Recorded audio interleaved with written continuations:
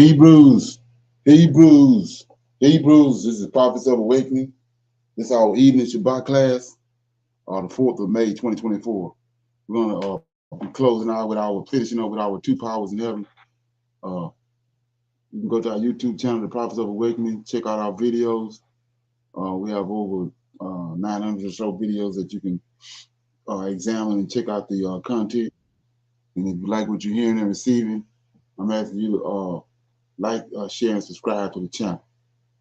For those that don't know, this is a non-Messianic channel. We deal with the Tanakh and the Torah. The Tanakh being the Old Testament, the so-called Book of Remembrance, and the Torah is the first 5 books of the Old Testament that was given to Moses on the mountain, which is consists of our culture, our laws, our judgments, and everything that Creator gave us. Shalom and welcome to the channel. Welcome to our evening Shabbat class. Okay, we're going to do our moment of silence, evening Shabbat prayer. We're going to read the Psalms. Okay, we have some current events, some need to know information. Then we open it up for any questions or comments or any dialogue. Then we'll pick up where I left off this morning, reading, showing through scripture all the way through the Tanakh that it was indeed two powers in heaven in the very beginning. And there's two powers today. Okay? So, with that being said, this moment of silence is for the Lord of hosts and all that he's doing to bring about our prophesied deliverance in these last days. Okay? Oh Lord, we come before thee at this time, closing of your Shabbat, that you have given unto us for rest. And we are thankful for the knowledge that and the understanding that you have given unto us up until this point. We seek thy face on the Sabbath, that you shower us with peace, enlightenment, and a sense of togetherness. Oh Lord, we see thy hand in the affairs of the world, and we know and understand that what you have spoken in the past will surely come to pass. Turn not thy face from us, but hearken unto this plea. Hearken, O Lord, and do. All praise unto thee. Okay. And read the Psalms. Okay.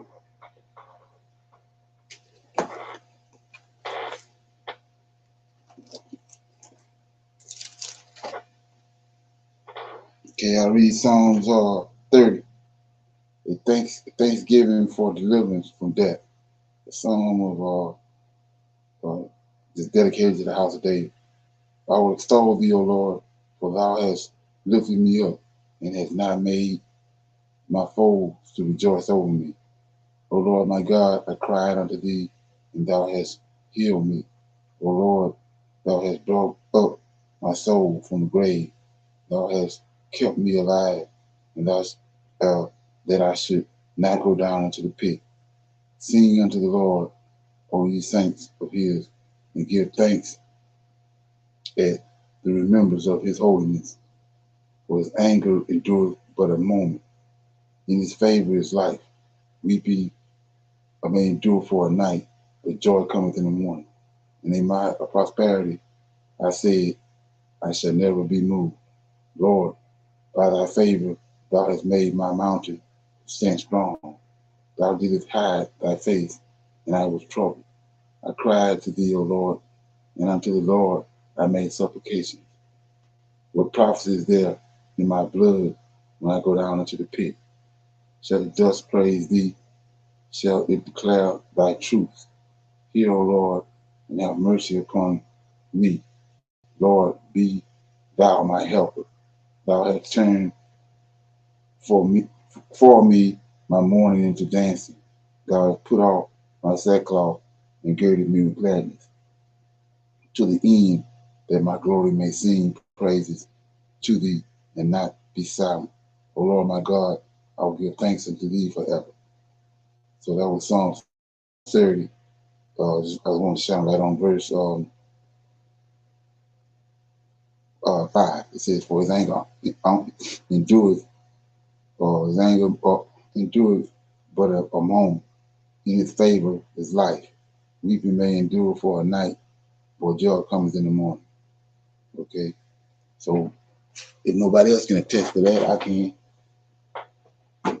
Okay. So with that being said, go to some current events. The United States and China and Russia go into war with one another. Well, that is what the new discussions are about, because there are now reports that yes, if the U.S. goes into war with Russia, China is going to jump in. But if the United States goes to war with China, then Russia will jump in and help them. Well, potentially.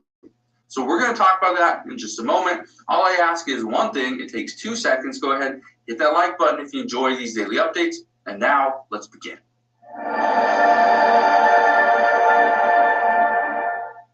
So why do we continue to have all these discussions regarding the United States going to war with Russia or the United States going to war with China?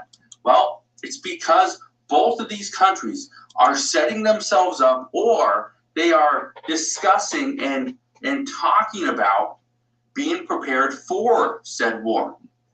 Here's something that China is doing. It says a border patrol sector stops hundreds of Chinese illegal immigrants in just 2 days as numbers soar.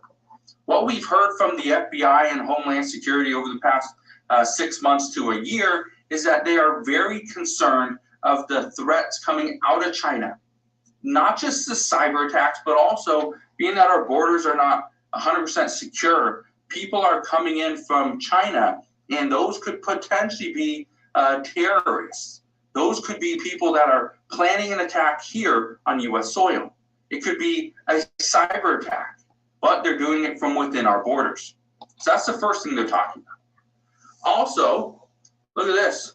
It says NATO drills show it is preparing for potential conflict with Russia, according to Moscow. So what NATO is doing, some of the wars or some of the military exercises that they are conducting, Russia believes they are preparing for a conflict in the near future. Why would we do that? You know, obviously, we're planning. We want to plan for the worst, right? We want to prepare and plan for the worst. If we prepare and plan for the worst, then anything less, obviously, we're good. We are prepared for it. But it's because of this right here, and I want to show you this, okay? This is from Business Insider. This is actually just from yesterday. It says, the U.S. could have to deal with both Russia and China if it ends up at war with one of them, according to a top intelligence official. Now, the other day I was talking about this, and I told you that the U.S. in the past, the U.S. reportedly had a somewhat of a pact in place where if the U.S. went to war with Russia, China couldn't jump in. If the U.S. went to war with China, Russia couldn't jump in, right? And so the one thing that all three countries don't want is all three countries to go to war with one another. That would absolutely create a world war. That would devastate economies. That would probably kill off hundreds of thousands of people, right? We would see the biggest mass casualty ever because of that. And so they do not want that. But according to this report from Business Insider, they say that yes, if the U.S. goes to war with Russia, they will have to contend with China, or vice versa. So that is obviously a problem. But why are we discussing this now? What is China doing?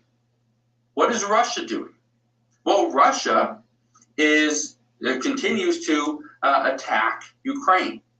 And some of the methods that they're using to attack Ukraine is something that the United States is very against. But it's not really about Russia. It's about China. China is the reason why more people are concerned. Here's one of the things the U.S. just did. It says the U.S. imposes sanctions on more than a dozen companies in China for support of Russia's war in Ukraine. China continues to send some funding or equipment over to Russia. If you have 50K saved up for retirement, did you know that you can become your own?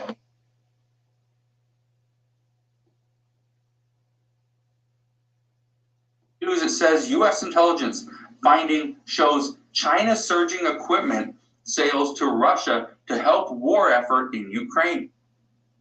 We knew China was helping. We just didn't know to what extent. We didn't know how much, or if China was willing to help to end this war. According to these reports, China is not attempting to end the war. China is attempting to help Russia win over Ukraine. So I don't know what happens from there, but all I know is that this is causing more and more concerns from the Pentagon as to what is China's involvement here and how big is the pact and the relationship between Russia and China. Well, I don't know how good their relationship is. All we get is reports, but I do know something else. And this I thought was very, very interesting. I was reading this yesterday, and I thought this was, well, somewhat concerning. And let me know your thoughts on this as well. It says, this is from Business Insider. It says, China's true military spending in 2022 was likely worth $711 billion, or nearly equal to the U.S. military budget that year.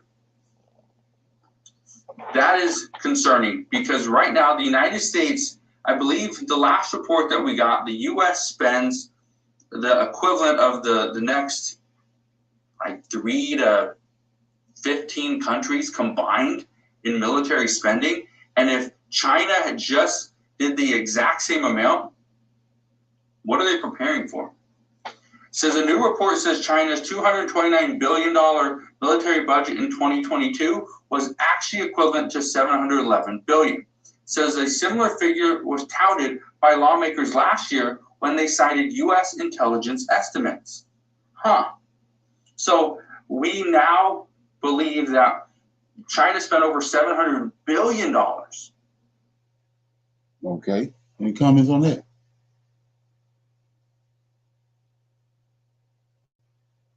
Okay.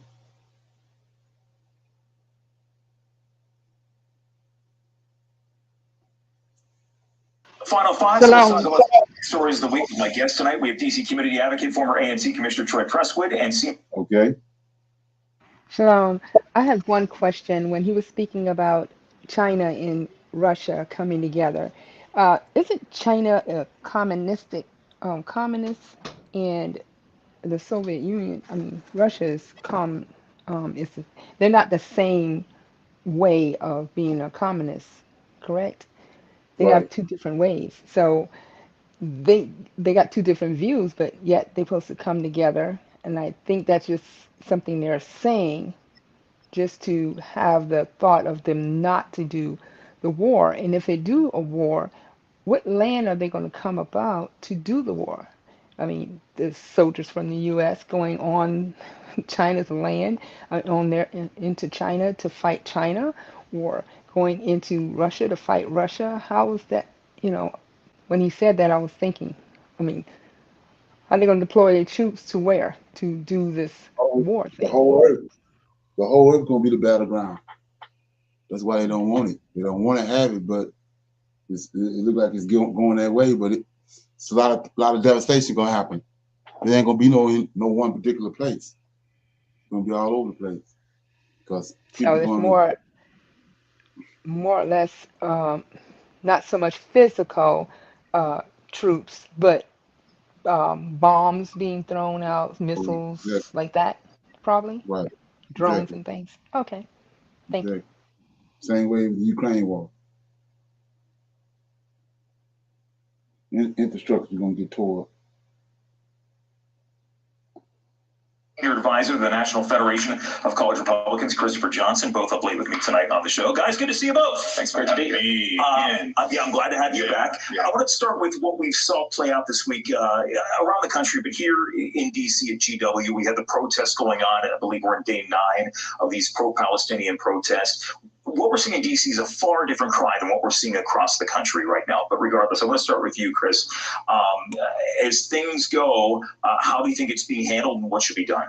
I think it's obviously being handled poorly. These administrators are the inmates are running the asylum. They are being told what to do by the students that they are in charge of.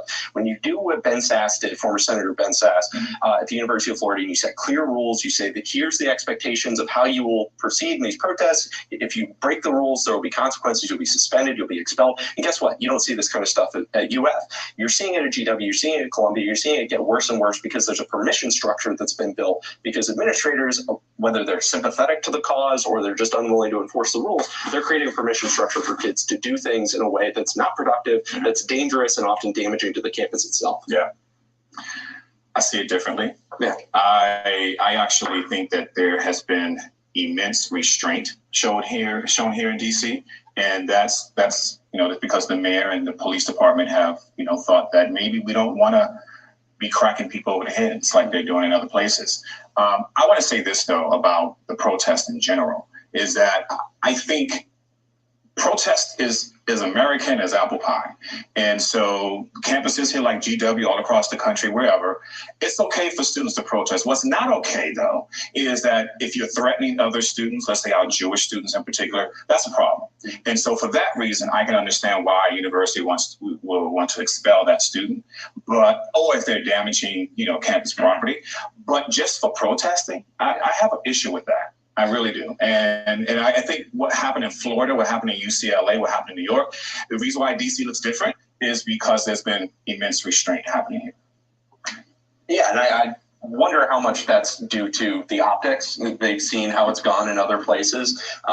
My son's daycare is down the street from the GW protests, and they've been it's kind of weird when you're walking through campus. There's this relatively small group of folks protesting, and then everybody else is focused on graduation. So your folks in dresses and suits and whatever. I think when you look at what was, because we saw some signs up there that it said Jewish students should go back to Israel or wherever they came from. But the thing is, that is a microcosm. I think not everybody out there is pro-Hamas as they've been painted. There are people who have genuine concerns about a humanitarian crisis, but Jewish students have a right to feel safe on their campus. They do, and and I want to say something else about the Republicans that came off of the Hill and went over to GW to try to create this show and this dog and pony show, basically. Shame on them for trying to use Washington D.C. to say we're going to take away your autonomy, that we're going to bring you up on, to have hearings, because they want to say that DC, our mayor, our government should be doing more.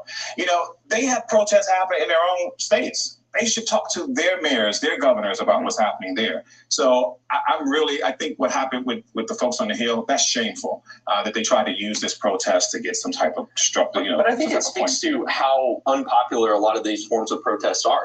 I work in the climate and energy space, and whenever we see the climate protesters blocking traffic, throwing paint, doing all that kind of stuff, it hurts the cause. That's not the prevailing approach to it. Yeah, exactly. Yeah. And so even if, I get that we need to protect free speech and it could be seen as a political stunt, but it's a good political stunt because most people respond to that stuff negatively. And I hate it when that happens with the climate stuff, because it's not just Republicans who are responding negatively to that, it's any, convincible vote. All right, we're not going to... Okay. Any comments on that? You guys familiar with the protests that's going on across the country? Shalom. Again, they're really trying to exploit the campus and the children that's there. And they didn't mention this time if all of them were actually students at that college. But they're placing, a lot emphasis on the protesting. And just like he said, his son's daycare is down the street. And is it interfering with the daycare, or what he says he sees it, or does he go, he's mentioning that. It says he can testify there are people out there being protesting, I guess. That's why he mentioned it. But other than that, sir? No, I said right. It's just it's like it's a form of propaganda that they're using for whatever they got coming up. They're using this is a part of their propaganda machine. That's the way I see it. Yes, sir. Okay. Got some need to know information right here, and then we'll open it up with some Q&A and go into our discussion. So sometimes I lie awake at night, tossing and turning with this nagging question at the back of my mind. What if it all just goes belly up? I'm talking about the big one, the total collapse. It's like, can anyone really predict if the US is headed for a disaster? Honestly, it's anyone's guess. There are a bunch of scenarios that could potentially throw us into chaos, but pinpointing if or when they could happen. Tough call. But the unthinkable does happen, and it's not going to play out the same way from sea to shining sea. It could be a full-blown national crisis. Yet, believe it or not, the fallout won't spread evenly. Some spots are going to feel the heat way sooner and way more intensely than others. You've got some states that, well, they're basically going to crumble right out of the gate. The situation in these places is going to go from zero to apocalyptic at warp speed. Okay. Harvard researchers exposed the 3 most dangerous myths about the real root.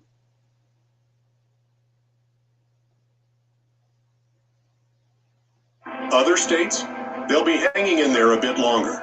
They might even weather the storm for a good while, deteriorating slowly, which actually gives folks a fighting chance to brace themselves, make adjustments, and, fingers crossed, come out the other side. In this video, we'll talk about the top 5 states that are, let's just say, not where you want to be when the chips start falling. Number 1, New York. Let's kick things off with New York. Imagine this scenario for a sec. The lights go out, the taps run dry, and the endless supply of everything from your favorite pizza to, well, basic necessities like food and water just stops. Yeah, you heard that right. The Big Apple, as bustling and vibrant as it is, could turn into a nightmare scenario pretty darn quick. Now think about it. New York State is home to America's most packed-to-the-brim city, boasting over 8 million souls who, to put it bluntly, don't exactly have their own vegetable gardens or chicken coops. We're talking about a place that's about as far from self-sufficient as you can get. Sure, New York's got its fair share of farms. Did you know it's the top dog in cabbage production nationwide? I mean, that's something, right? But here's the catch. When push comes to shove, and we're in the thick of a crisis, the chances of that farm-fresh produce making its way into the heart of the city are slim to none. What you're more likely to see is folks getting desperate, forming hungry mobs that spill out into the countryside, scouring for anything to eat. And let's not sugarcoat it. New York City's already got a reputation for being tough, with crime rates that aren't exactly the pride of the tourism brochures. Throw in a full-blown collapse, and you're looking at a situation that's going to get ugly, fast, and furious style. So, yeah, the picture of New York flipping from the city of dreams to a downright dystopian nightmare? It's a chilling thought, but in a scenario where the systems fail, it's a very real possibility. Number 2, Alaska. Next up, Alaska. I know what you're thinking. Alaska? Really? On a list of places that could hit the skids in a crisis? I get it. It sounds kind of wild. Alaska is practically the polar opposite of somewhere like California, with its cityscape stretching as far as the eye can see. Up in Alaska, it's all about that rugged, self-reliant lifestyle. The folks living up there, they're pretty hardcore. A lot of them are hunters, completely at home in the wilderness, and they aren't sitting ducks waiting for the next delivery truck to bring them water or essentials. They've got that pioneering spirit, tapping into their surroundings to get what they need. But, and it's a significant but, even with all that independence, Alaska's got its Achilles heel. Despite all their self-sufficiency, Alaskans do lean on the outside world more than you'd think. We're talking about essentials like gasoline and heating oil, not to mention a decent chunk of their grub, and practically all the manufactured goods you can list. And sure, supplementing your diet with a fresh catch or game from the wild sounds awesome, but farming up there is a whole other ballgame. Thanks to a super harsh climate and a growing season that's more of a cameo appearance, getting grains, fruits, and veggies to thrive is a Herculean task. True self-sufficiency? That's a tough nut to crack in the last frontier. Now, don't expect Alaska to erupt in urban riots the minute things go south. That's not their style. But even with their resourcefulness, if a crisis hits hard, Alaska's going to feel the squeeze. Give it a few weeks for the food stocks to dwindle and the fuel supplies to dry up. And even those tough as nails Alaskans will be in a bind. Number 3, Hawaii. The third state on this list is Hawaii, the Aloha State, where the vibes are chill, the scenery is postcard perfect, and the spirit of Ohana rules. But hang on a sec, because when we start talking about what happens if things go sideways, Hawaii's situation gets a bit tricky, kind of like Alaska's, but with its own unique twist. Now, don't get me wrong, Hawaii's got its agriculture going for it, more so than Alaska for sure. We're talking about fields of sugarcane waving in the breeze and pineapples that are pretty much the symbol of island hospitality. But, and it's a big but, these crops are not what you'd call the bread and butter of a balanced diet. They're great for a snack or a pina colada, but they're not going to keep you going if the going gets tough. However, there's a silver lining because of Hawaii's sunny climate. It's more doable to roll up your sleeves and dig into creating your own garden that keeps on giving all year round. There's this guide I heard about that could turn you into a green thumb guru, making your place a mini Eden in no time, no matter where you stake your claim in the US.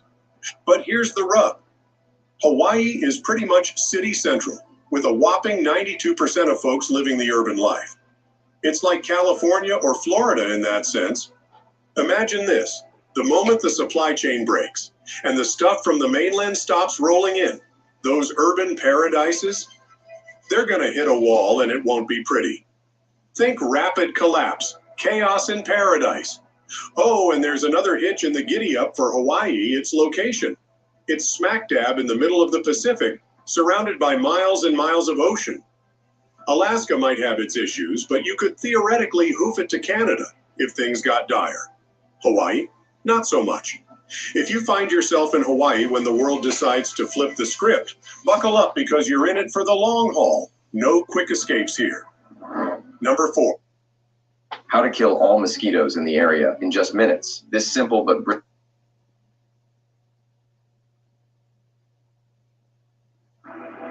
Next up, into the Sunshine State, Florida. Now you might be scratching your head thinking, how does Florida stack up when things go sideways? Well, despite its politics being a whole different ballgame from California's, the two are kind of in the same boat when we talk about the whole collapse scenario. First off, Florida is no stranger to Mother Nature's mood swings. Instead of earthquakes and wildfires, though, Floridians have to dance with hurricanes. And let me tell you, those hurricanes don't come to play. They hit hard. Plus, Florida's got this thing where everyone seems to want to live right on top of each other. The state is super densely packed, even more so than California. But, you know, there's a silver lining since there aren't quite as many people overall. Now, just like its West Coast cousin, a whopping 92% of Florida's folks live in urban areas. What does that mean? Well, they're super dependent on getting stuff shipped in from elsewhere. And if those supply lines get cut, yikes. We're talking about a fast track to chaos because, as they say, we're all just 3 missed meals away from anarchy. Oh, and for those of you thinking you'll just stash all your emergency goodies in the basement and call it a day, think again. Keeping your stockpile in the basement in Florida is about as good an idea as ice skating in the Everglades. Seriously, there are some real reasons why turning your basement into your personal grocery store is a disaster waiting to happen. Number 5, California. Last but not least, we've got the People's Republic of California. Now, this might not be a jaw-dropper. California's pretty much got a reputation for flirting with disaster. Earthquakes, wildfires, and even the threat of tsunamis are part of the package deal of living in the Golden State. But folks, that's just scratching the surface. California's got a laundry list of issues that make it a bit of a sitting duck in the face of a real crisis. Population-wise, it's not like you're living elbow to elbow everywhere you go. It's not on New Jersey or Rhode Island levels of cozy. But here's where it gets tricky. It's sitting at 17th for population density, yet it's also one of the most populated places around. This mix of pretty packed but also massively populated? Yeah, it's a recipe for vulnerability. And then there's the whole thing about California's big city vibes. Places like San Diego and Los Angeles are pretty much sipping on Northern California's water supply to the tune of 90%. Imagine if the lifelines that bring that water down south went kaput. We're talking about a slide into chaos that'd make your head spin, and it could happen in no time. Don't even get me started on San Francisco. Sure, it's a bit smaller and gets more of that cool, damp weather, but it's still in a pickle. Over 85% of its water treks all the way from Hetch Hetchy Valley in Yosemite, some 150 miles east. If that tap gets turned off, San Francisco's going to be in a world of hurt, just like its bigger cousins. And to top it all off, California's got a bullseye on its back. With Silicon Valley and the San Francisco Bay Area being the heartthrob of the global tech scene, an EMP attack here doesn't just spell trouble. It could be a knockout blow to the U.S. economy. Plus, with the state's infrastructure already on shaky legs, a crisis could send the whole system crashing down real quick. The game plan. The golden rule here is to have your bags packed and your gas tank full, ready to hit the road at a moment's notice. Getting out of Dodge before things go sideways is key. But, you know, there's a more long-term strategy that could save you a lot of headaches. Ever thought about setting up shop in a place where the pace is a bit slower, the air a bit fresher, and the whole doomsday drama is likely to be more of a slow burn than an overnight catastrophe? Yeah, I'm talking about making a move to one of those rural states where life's a bit more chill. The Great Plains could be your ticket to peace of mind. Picture vast open spaces, a sky that goes on forever, and enough farmland to make you wonder if you've stepped into an agricultural paradise. With all that room to grow your own food and a community that's got your back, you're setting yourself up for success. Okay. Any comments on that? Shalom, everyone. I know Okay. I was thinking as they were naming these places, right? The one place I would not want to live is Alaska. Okay. You know, it's too much off the grid for me. And, you know, a lot of their supplies has to be, you know, shipped in because of the isolation there, you know. And Exactly. yeah, I think they're like twice as big as Texas or something like that, but a lot of their roads are inaccessible. Like you got to have a plane or a boat there in Alaska to get around, you know, to a lot of different places. So I know that's one place that's just, you know, not a good place, at least not for me. Right. And plus the cold weather. Is that something? Yes, sir. Mm-hmm. I'd rather be hungry in the warm weather than be hungry in the cold. Is that something? Anybody else? Okay. Yeah, so we'll open it up for some Q&A. Anybody have any questions or comments about anything you've talked about this morning or on Clubhouse or last week or anything they came across? We wanted to put it on the table and talk about it. Okay. Everybody good on that? Like I said, the topic we talked about last night and this morning was that there's two powers, you know, and if you don't know about it, it was in the beginning. I showed where it's in the beginning. It was two beings, and they working in tandem. So when you say that, when you mention that two powers, you go back to even the Book of Enoch, the powers that be, you know, the Israel's enemies. They made so many books and so many things that's true when it comes to us and it comes to our culture as Hebrew Israelites. They put a bad stigma on it, like when they say heresy. So they say that the Book of Enoch, Jasher, Jubilees, all these books was heresy, and for you to stay away from it. And so, like I said, if you the average bro and you seeking a college education or a greater or higher education, you're gonna go along with the program. If they tell you something ain't good, then you're gonna suck it up and you're gonna believe it ain't good. And that's a major form of brainwashing. So they said that the most important thing that we need as Hebrew Israelites is the Book of Enoch, because that's the beginning. So they told us it's a heresy. Put a bad taste on it, bad stigma on it, and most people shun away from it. They searching, know it's something wrong, trying to connect the dots and put it all together, but they running from the truth. So like I said, if you running from the Book of Enoch, there's definitely something wrong. So I said that to say this. Back with the when you go back to the Roman Empire, especially around the times when Constantine came on the scene, they made it it was a heresy. If you said that it was two gods or more than one God in Israel, it was a heresy. And it goes back to what I just said about what they did in the Book of Enoch. So when you start talking about there's two powers in heaven, then you know the average Hebrew Israelite, bouncing off of what they did when like I said, they wrote at the Council of Nicaea, they tricked everything off and gave us a singular God because in order to the Roman Empire was falling. It already failed. It divided up into 4 parts. Constantine's objective was to bring it back to life, to revive it. So we needed a religion, a unifying religion. So that's where Christianity came in. It's a combination of Buddhism. It's a combination of what they was doing in Egypt and Christianity. That's how they got Christianity, paganism. It's all wrapped up in one big ball, and they created this God.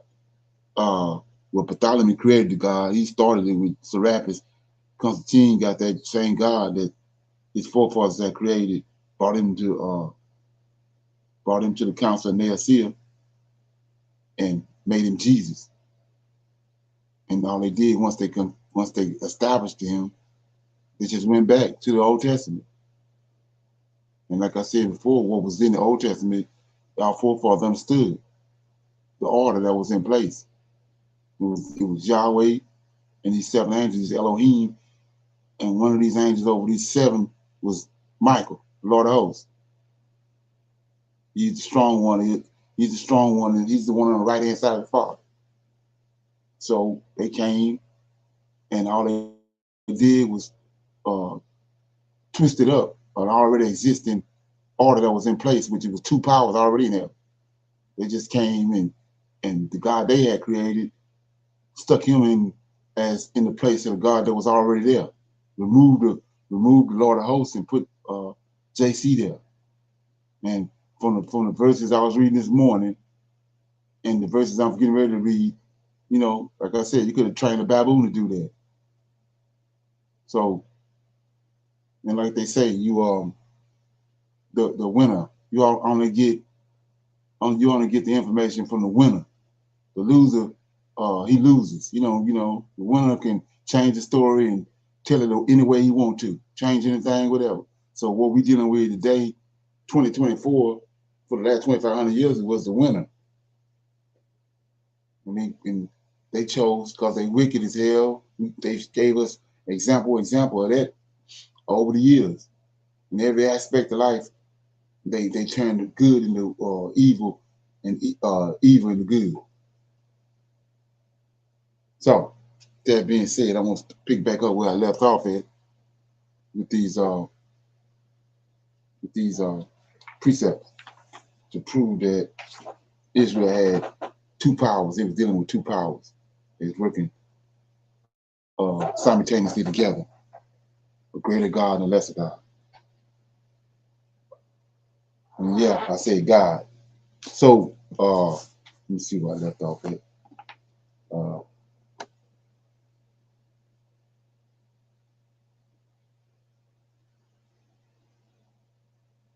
Okay, yeah. So I was dealing with this morning how that the name, when you see all through the Old Testament, God is dealing with this over Israel, keep telling them for his name's sake, for his name's sake. And if you go to Exodus 23:20, we see why he's saying that, because the Creator, right, that created the heavens and the earth, created these seven angels, these millions of angels, these Elohim, he gave him a name, because when he created him, the first angel that he created was like him. There was no other angel like him. Once he created him, that was it. You got other angels, but not like this angel. And that's the reason why he's making the point that there's no other God with me. But everybody want to assume that when you say God, you putting the God on the same level with the created God that's in heaven. But that's not the case. That word God is pertaining to angelic beings, which have way more power and authority than we have. Can do way more things than we can do, supernatural things. So that's why they gods. That's why Satan, Lucifer, said in the garden to Eve that thou doest know that thou will be, when you get this information, you'll be as God. So he didn't choose that word on accident. That's because of these angelic beings are gods. They just lesser gods. Okay?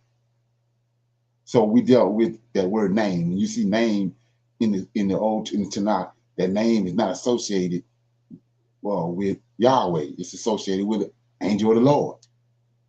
Because he tells us that in Exodus 23:20. So now we're going to deal with our so-called enemies, Esau and Gentiles, when they came into charge, took charge of the earth when Israel was cast off by the Lord of hosts. They came with this word, Jesus being the word. But let's look at where that word, what it originally associated with from the beginning, before they attached themselves to it. So I'm in Genesis 15:1. Okay. Keep in mind we're dealing with the word. You know, not based on what John's saying in the beginning was the word. That's an adaptation, right? So we're in Genesis 15, and it says, okay, let me get it. So 15:1 says, if you're not familiar with this is a story when Abraham was told that his seed was going to go into captivity for 400 years. So anyway, in chapter 15:1, now 16:1, 15:1 is, after these things, the word of the Lord came unto Abraham in a vision, saying, fear not, Abraham, I am thy shield and thy exceeding great reward. So we see right here, like I said, we've been dumbed down that if it's not revealed to you or brought to you, the average person, like they do it now for 2,500 years, they're going to read over this information. So it says right here, after this, the word of the Lord came unto Abraham in a vision. So what is he talking about? Well, we already know who the Lord is. That's an angelic being. So it says, after these things, the word of the Lord. So it's what the Lord of hosts is saying. That's what Abraham dealing with. Creator not even involved in this. So that X is out. JC. Because whatever being said, this word right here is coming from the Lord. Lord of hosts. Yahweh ain't the Lord. So it says, Abraham, I am thy shield and thy exceedingly great reward. And Abraham said, Lord God, there it is, Lord of hosts, what wilt thou give me, seeing I go childless? And the steward of my house is Eleazar of Damascus. And Abraham said, behold, to me thou hast given no seed, and lo, one born in my house is my heir. Right, so notice what he asks. We know he's talking to the angel of the Lord. And so he's asking for a seed. And you would, first thing you would assume is Yahweh. But it ain't. He says, and Abraham said, behold, to me thou hast given no seed, and lo, no one born in my house is mine heir. And behold, the word of the Lord came unto him, saying, this shall not be thine heir, but he, just the angel, right? This shall not be thine heir, but that shall come forth out of thine own loins shall be thy heir. So we see right here the whole concept that they gave us in the New Testament been turned upside down. I mean, you will understand this and read it for what it's actually saying. So the word ain't tied to Yahushua, Jesus, no kind of way.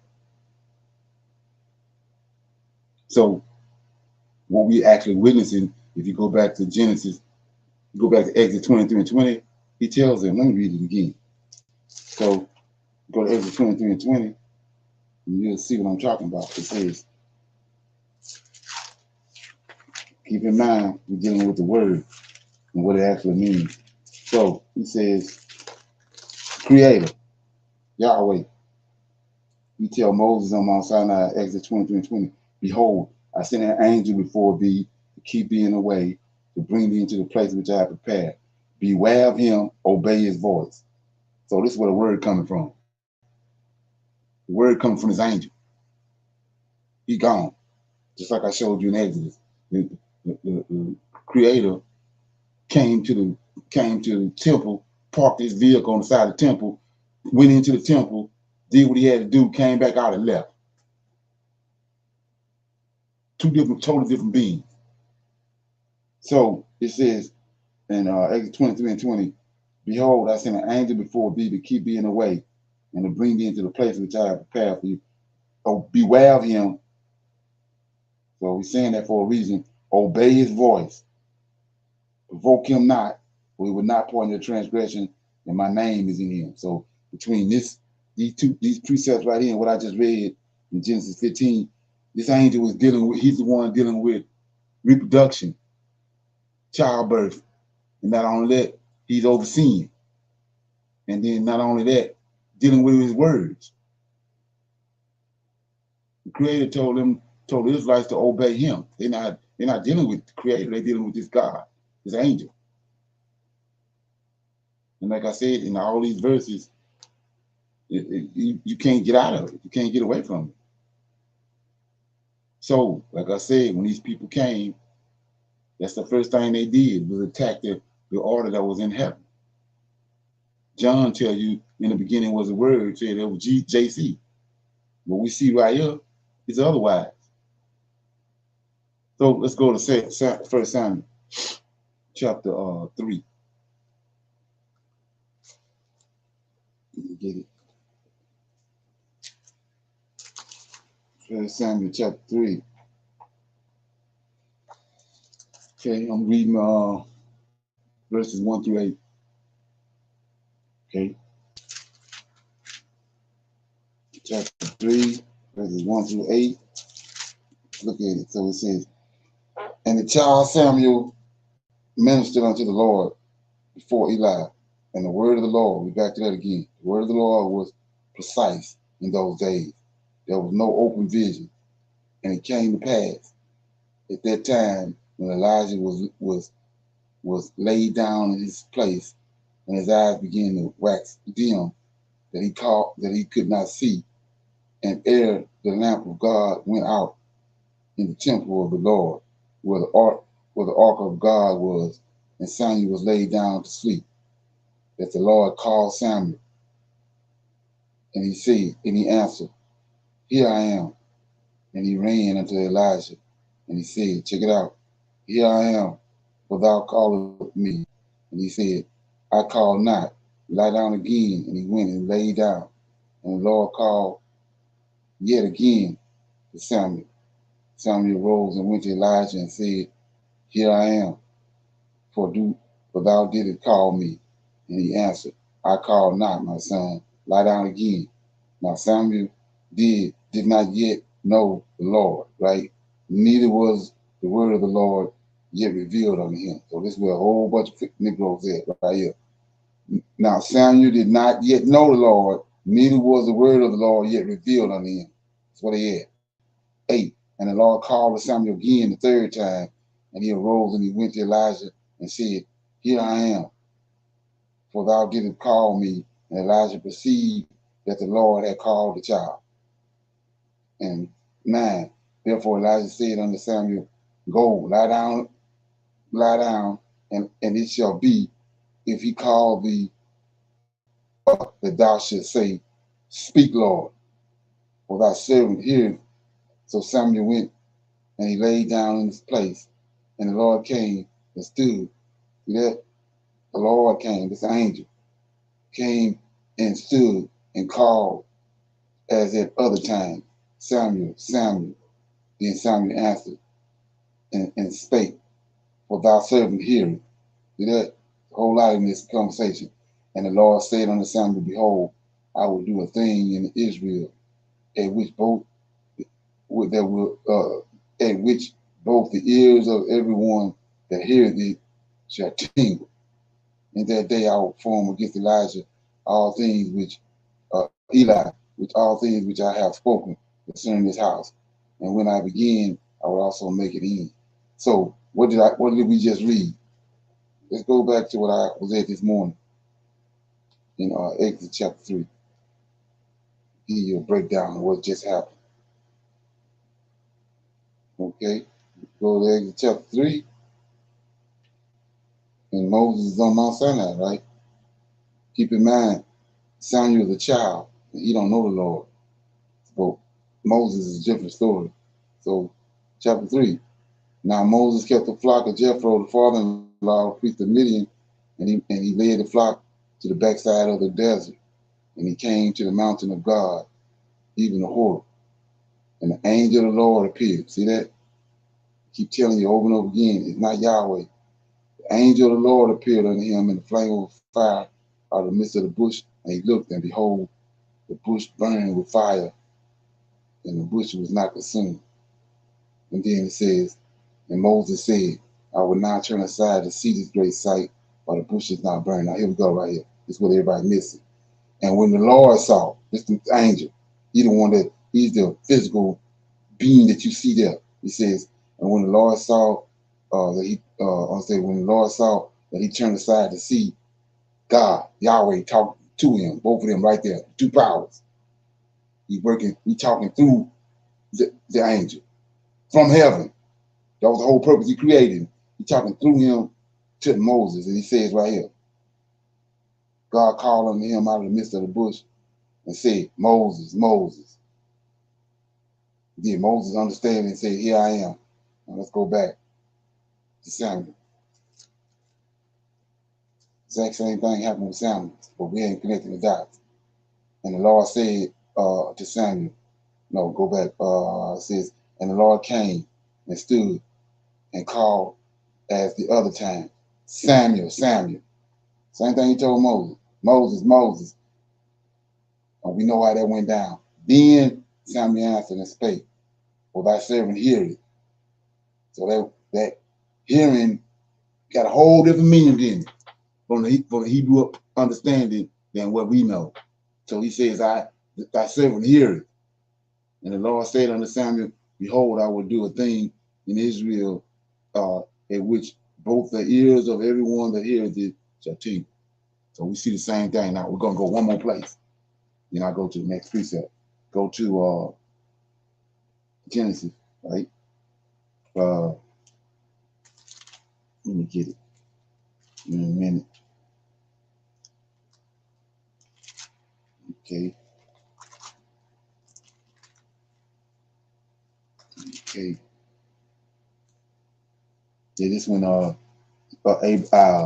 Abraham was told to sacrifice Isaac, right? Remember what we just read, the two precepts with Samuel and the one with Moses. It says, and it came to pass after these things that God did tempt Abraham and said unto him, Abraham, and he said, Behold, here I am. And he said, take now thy, okay, 1 minute.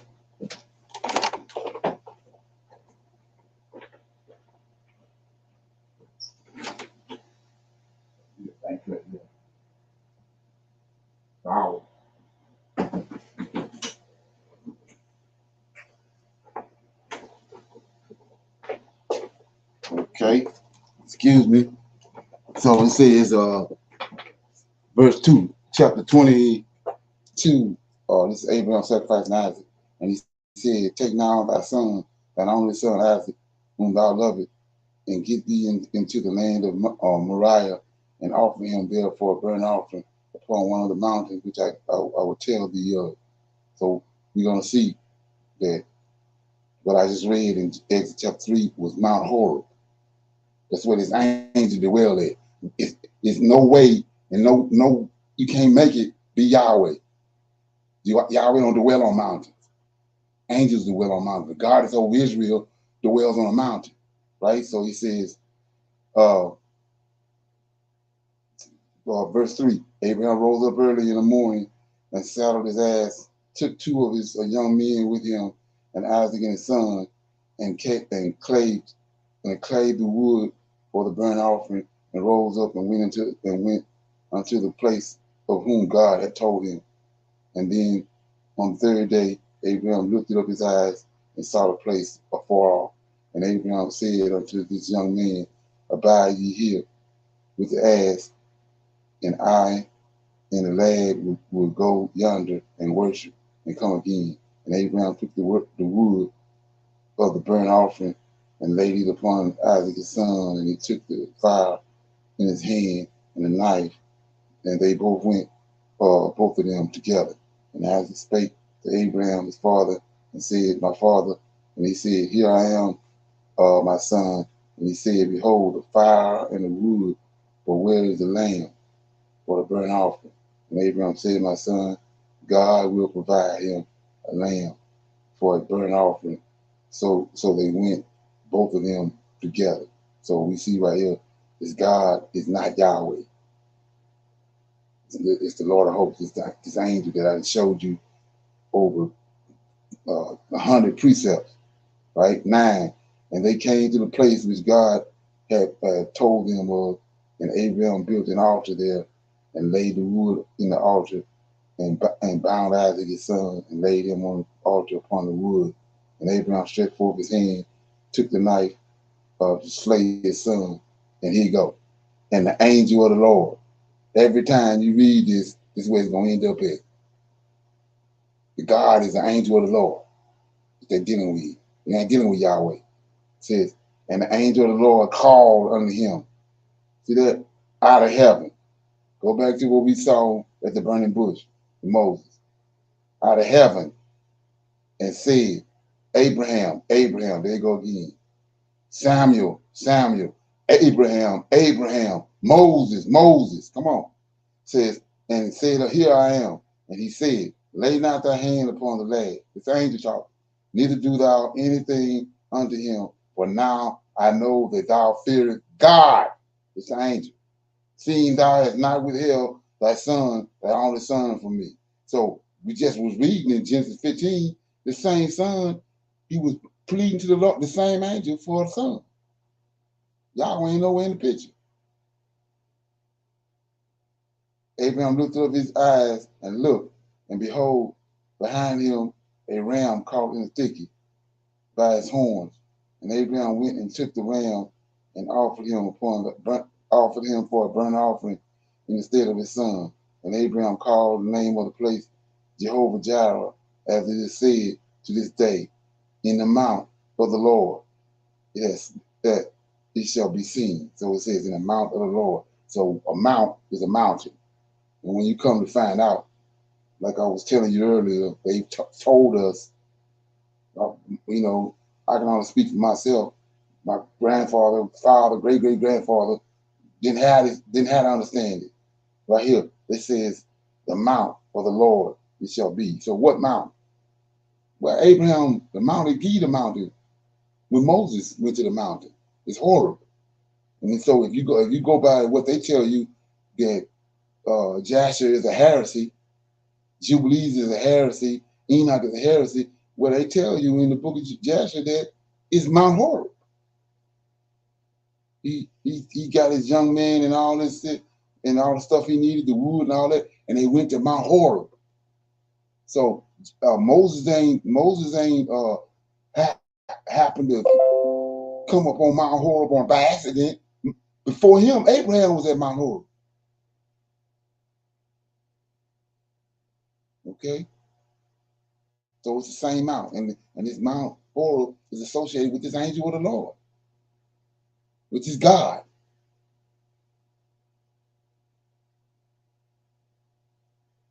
Okay? Any comments so far?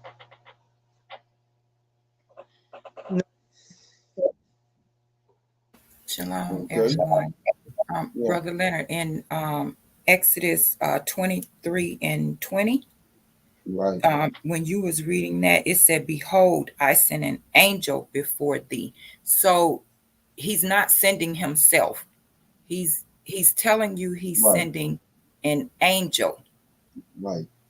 before thee to keep thee in the way and to bring thee into the place which I have prepared. Beware Right. of him. He's not saying Right. beware of me.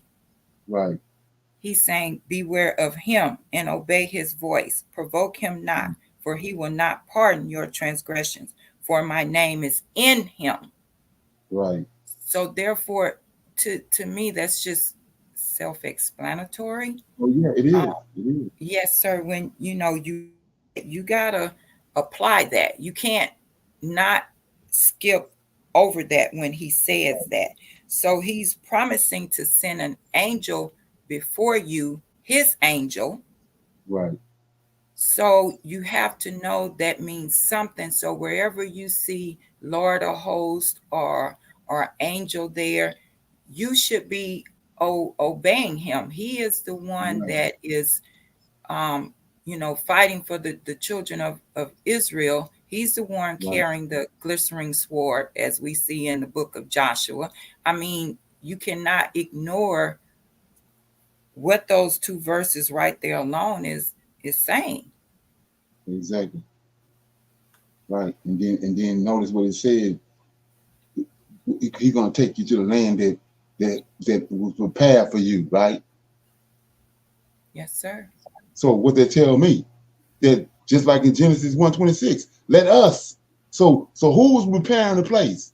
The both out them, the Elohim and him. They was long before they got there, they already had prepared the place for them. Mm-hmm. You can't he ain't preparing it by himself. Mm-hmm. Come on. There's other beings with him. So we see it's more than just him that was preparing the place for them. So go back to Deuteronomy where these Negroes want to go and holler, the Lord thy God is one God. No, you need to take that and put it in the soup pot because that was a way to hoodwink you. Because we see right here they're dealing with another God that's working in tandem with Yahweh, and you can see in Genesis verses 1 and 2, the very first two precepts of the Bible, they both there. Right. Right. Yes, sir. So I even think about Genesis chapter 16, where it says Hagar and the angel, right, of the Lord. So when you read this back again to Exodus 23 and 20, when you're reading that in Genesis chapter 16, you cannot say that's Yah. Right. Exactly. It's impossible. I mean, you just don't want to deal with it. You want to ride with the status quo. But if you're breaking down the scriptures, you can see this God is over Israel as an angel, and he's working in tandem with the Creator. Mm. And that's all the New Testament is. Like the man was saying, everything was already in place. They just came and flipped everything around, put JC in the picture. But it was already Tupac was already there. Yes, sir. Right. Angel of the covenant. You just can't bypass that. Right. And so let me get this right here. It says that are the books of Joshua and Enoch, Jubilee justified? Yeah. They justified 100%. If you're looking if you're seeking the truth of the scriptures and you read the books and don't go for the okie doke and read them, and tie them to the scriptures. Well, you ain't got to tie to the scriptures. When you read them, they're going to tie you to the scripture. Okay? Anyway, so let's go to Jeremiah chapter 1 right quick. I'm thinking I'm in the right place. Let me get it. See what he's talking about. Okay. Jeremiah chapter 1. We're dealing with these two powers that's in Israel that the Israelites was dealing with from the very beginning, before the flood. Okay. Chapter 1 says, yeah, so we see it again right here. Chapter 1 of Jeremiah. The words of Jeremiah, the son of Hilkiah, okay, of the priests that were Antioch in the land of Benjamin, to whom the word of the Lord came in the days of Josiah, the son of Amon, king of Judah, in the 13th year of his reign. So this word that came, it's the angel of the Lord, right? He came also in the days of Jehoiakim, the son of Josiah, king of Judah, unto the end of the 11th year of Zedekiah, the son of Josiah, king of Judah, unto the carrying away of Jerusalem captive in the 5th month, right? Then the word of the Lord came unto me, saying, see that? And I keep on emphasizing this over and over again. This is a you got to be thinking like a Hebrew in order to understand what's going on. So it says in verse 4, the word of the Lord came unto me, saying. So that ain't like you know, I don't know what goes through people's head when they reading this, but it's a being that's bringing the word of the Lord. The word of the Lord ain't just floating on some cloud or sailing through the air, invisible. It was given. The word was given to him by his master, and it's brought to Jeremiah. And we know it's this angel, the angel of the Lord, bringing the word. If it ain't him, it's one of these other 6. But we know it's the Lord of hosts. It says, then, you can read it like this. Then the Lord of hosts came unto me, saying. That's what they're saying. They're not putting the being there. Every time you see the word of the Lord come to any one of these prophets or whoever, these men or kings or whatever, it's an angel bringing it to them. It ain't some word that, like I say, just floating around. It's a being bringing it. So it says, behold, I formed thee in the belly, and I knew thee. And before thou came forth out of thy womb, I sanctified thee, and I ordered thee a prophet unto the nation. So let's look at this. We just saw that Abraham praying to this, pleading with the same angel for a son. And he got him. He came to him in Genesis 18 and told him, you're going to have a son. And it's this time next year, 9 months. And you're going to name him Isaac. Well, right here, the same angel telling Jeremiah, I formed thee. So this is justifying what happened with Abraham. They dealing with him when it comes to seeds.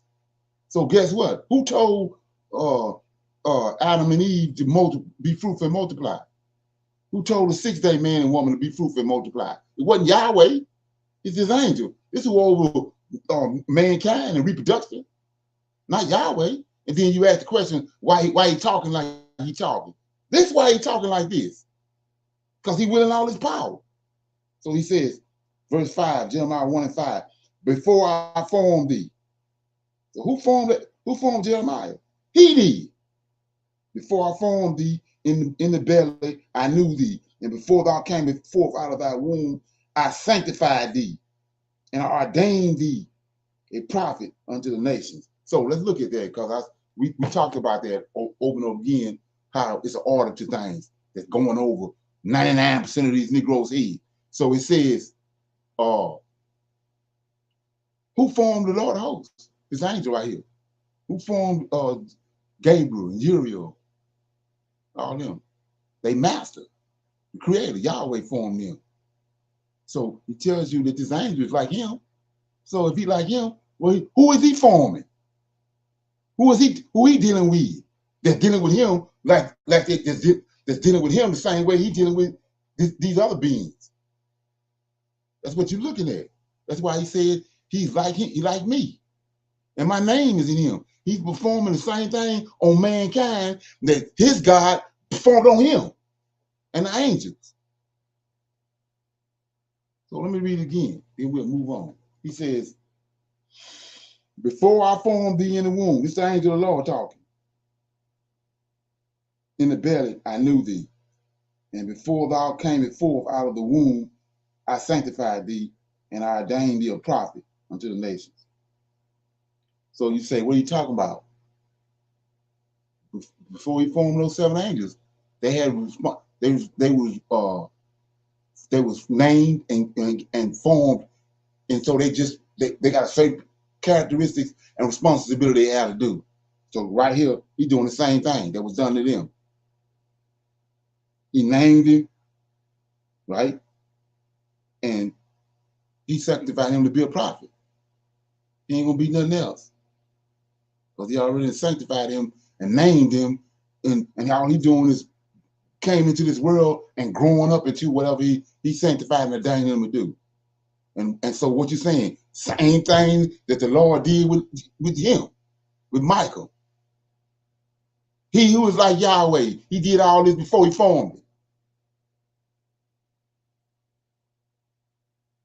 Okay? Any comments? Okay, let me go to Ezekiel 8.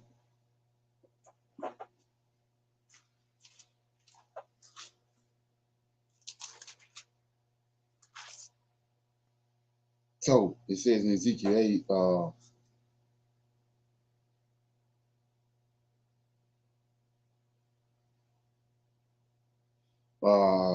gonna read it, So anyway, chapter 8, it says, and it came to pass in the 6th year, in the 6th month, in the 5th day of the month, as I sat in mine house, and the elders of Judah set before me, that the hand of the Lord God, fell there upon me.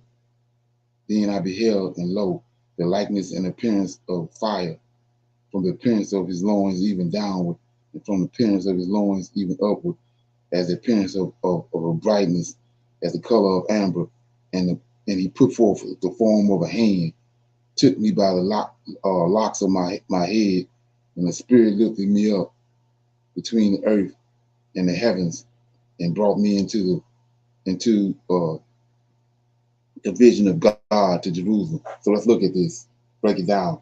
So he says, the likeness of a man came to him, like the appearance of fire, right?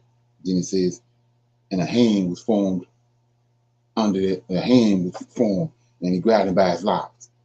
So like I said before, just when you say spirit or the word of the Lord came, it's a being. And we know it's a man, the same one that came in Genesis chapter 18 to Abraham. It's a man came. And like Daniel said, a certain man, which is this Lord of hosts. So he came right here. Just like he came to Adam in the garden and sacrificed the rams and for him and his wife, covered them with lamb skins. He did the same as him right here.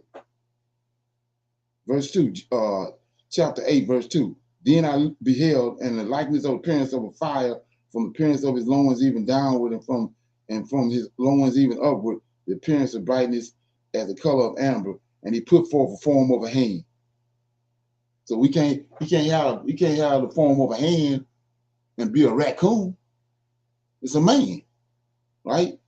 So he says, and he put forth the form of a hand, took me by the locks of my head, and the Spirit. So we know it's an angel.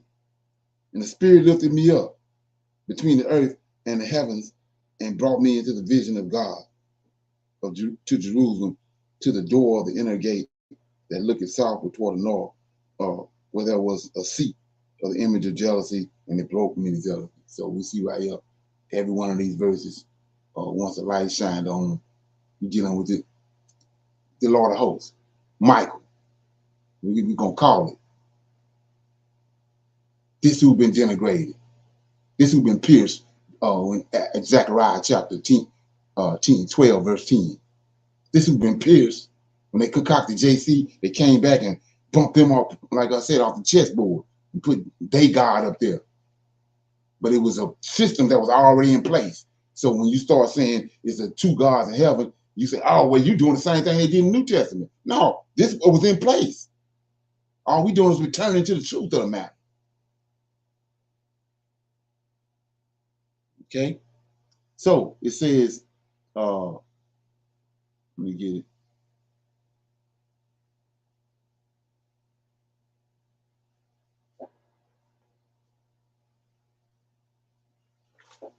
Okay. Yeah. So with that being said, I think that was my last precept that I wrote down. So with that, I hope that was enough. Anybody got any questions or comments before we close out? We passed the hour.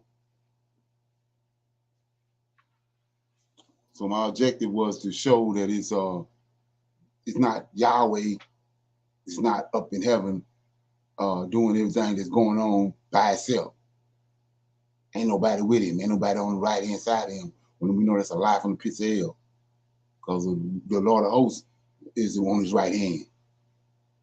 And not only that, these other 6 angels with him, but the Lord of hosts is on his right hand. These 2 beings was there from the very beginning. So like I said, you can take that Deuteronomy chapter 4 and verse 6, whatever verse it is, the Lord our God is one God. That's a misnomer. And like I said, you're a nut bucket if you trying to apply that in 2024, when the Most High poured out his spirit on Israel. And he promised that knowledge is going to increase. He brought us the internet. Come on. Anybody have any questions, comments? No, sir. Okay. Shalom. Yeah, I hope you got something out of that. Yes, sir. Yes, sir, I did. Thank you. Shalom. Okay. Can anybody hear me? Yeah.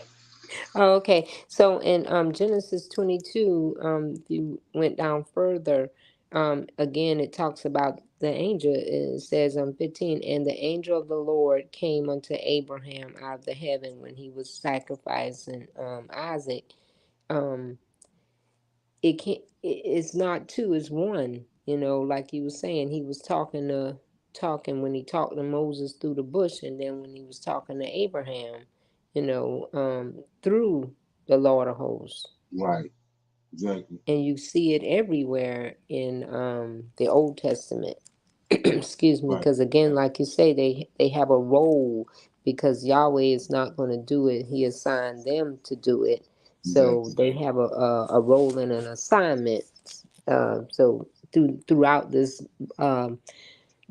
Old Testament in the Torah, and even in the other books, they're there to support or defend or to kill, or to warn. Whatever their assignment is, they're there to let the prophets know and the people know. Exactly. Right. Right. And then you can, on that same note, you can go to Genesis in the very beginning. I showed you that there was 2 powers right there in verses 1 and 2. Yes, sir. Let me read that right quick. Then I got something else. You go to the verse, Genesis chapter 1, verse 1. In the beginning, God. Like I said, I'm dealing with the Lord thy God is one God. How crazy that is. So it says, in the beginning, God created the heavens and the earth. And that's God right there, Yahweh. And the earth was without form and void. Darkness was upon the face of the deep. And the angel of God, the spirit as an angel of God, moved upon the waters. They go 2 powers right here out the gate. Now, so let's look at it. So we see creation story in chapter 1. You keep saying verse 6, chapter 1, verse 6. God said, all through there, 14, God said. Verse 20, God said. So we see God, the God that's in verse 1. Now we get to chapter 2. Right? And verse 2. On the 7th day, this God, Yahweh, on the 7th day, God ended his work. God ended his work which he had made, and he rested on the 7th day from all his work which he had created and made. And God, Yahweh, blessed the 7th day, sanctified in it, because that in it he had rested from all his work, all which he had created and made. Right? So we know Michael means he was like Yahweh. Now, verse 4, chapter 2, verse 4. These are the generations of the heavens and the earth when they were created in the day that announced the Lord God. Verse 1, Yes, that's Yahweh. Now we're dealing with the Lord God. Now look what he do. Verse 5, every plant of the field before it was in the earth, every herb of the field before it grew, for the Lord God had not caused it to rain upon the earth. There was not a man to till the ground. So, like you just said earlier, Yahweh, he created these angels. We saw example in Exodus chapter 3 where he's speaking through them. yes, They made in his image. These angels in 26, verse 126 say, let us go down and make man in our image. Yahweh made them in his image. They came to the earth and made a man in their image. So what they capable of doing? Speaking through the man. We see them speaking through all the prophets. Just like Yahweh speaking through them. You see that? Yes, sir. Okay. A raccoon can see that. Come on. So anyway, so like I said, you got to do something with that. They got so many hooks here to sit. They got Negroes set up, but all you have to do is look at it, and once it's revealed to you, you can't keep on harping on it. You know what I'm saying? Yes, sir. Because if you look at all the assignments that they have across the four corners of the earth and how they were assigned and the things that they have to do, they don't cross over in each other's lane. They do what they have to do. So that puts them in the different places, like when they had to be in Egypt and Israel and Edom and all the other places like that. Excuse me, because they did have the other angels that were cast down and who came down. So there's still, it's a two-way street, but it's only a one-way ending. But it's a two-way street as we, are here on earth now. Yes, sir. Exactly. So let me deal with this right quick. This is chapter 8 of Proverbs, chapter 8, verses 6 through 30. Let me see what it says. It says, "Hear, for I will speak, and things shall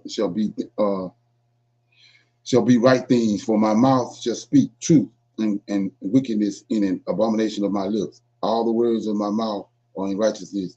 There is nothing forward or perverse in them. They are all plain to him that understandeth, and right to them that find knowledge. Receive my instructions, and not silver, and knowledge rather than choice gold.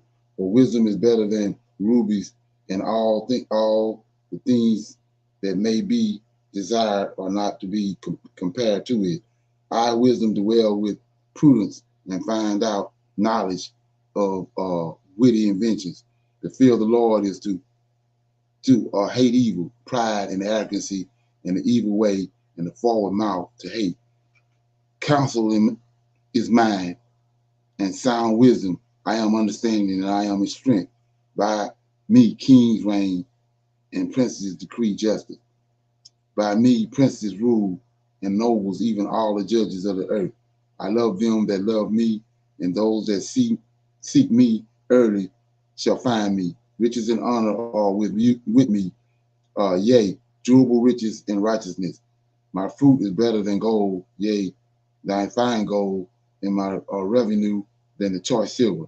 I lead in the way of righteousness. I lead in the way of righteousness in the midst of the paths of judgment, that I may cause those that love me to inherit substance, and I will fill their treasures. The Lord possessed me in the beginning of his way, before his works of old. Right there it is right there. So I was set up from everlasting, from the beginning, or ever the earth was. When there was no depths, I was brought forth. When there were no fountains abounding with water, before the mountains were settled, before the hills I brought forth, while as yet he had not made the earth, nor the fields, nor the highest parts of the dust of the earth of the world, When he prepared the heavens, I was there. And when he set a compass upon the face of the depth, and when he established the clouds above, when he strengthened the fountains of depth, and when he gave the sea his decree that the waters should not pass his commandment, and when he appointed the fountains of the earth, then I was by him. Right here, there it is. So go back to that verse again. Then I was by him as one brought up with him, and I was daily his delight, rejoicing always before him. So there we go right there. So you see right here, there ain't no way in hell there's no, the Lord thy God is one God. Yes, like sir. I said, that's a myth. That's a misnomer. Appreciate that verse, Aaron. Okay. Anybody else got anything else? That was it right there. That Oh, was yeah. it. That was it. Yes, sir. They didn't try to trick it off by saying wisdom, but wisdom is the Lord of hosts. Wisdom is this God. Right. Yes. All praises. Okay. Yeah. Shalom.